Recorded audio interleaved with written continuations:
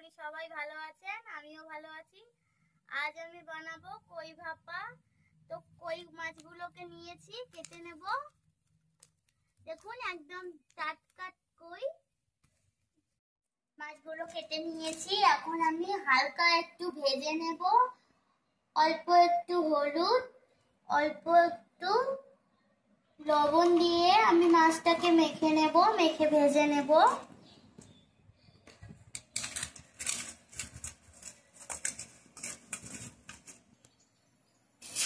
অল্প তেলে ভেজে নেব,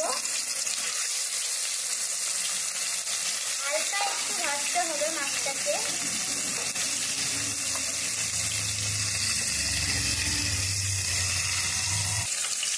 হালকা ভাজা কিন্তু হয়ে গেছে। এখন আমি নামিয়ে নেব। নামিয়ে একটা পেঁয়াজ কেটে রেখেছি কুচি কুচি ছোট পাতলা পাতলা করে।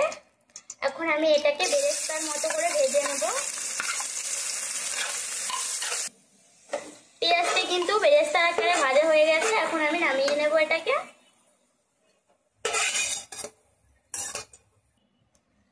এখানে আমি বাটাটা নিয়েছি, কালো সর্ষে বাটা, কালো সর্ষে পোস্ত আর দুটো কাঁচা লঙ্কা বাটা আছে একসঙ্গে, দিয়ে দেব।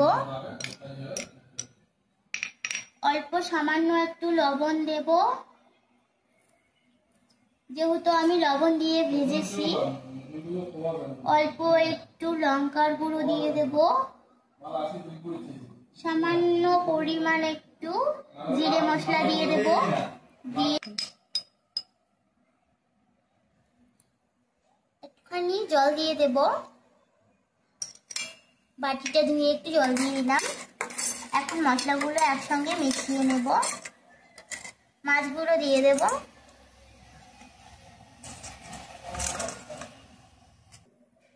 এইভাবে উপর থেকে একটু করে মশলা দিয়ে দেব। এখন বেরেস্তা করা পেঁয়াজটা দিয়ে দেব ওপরে।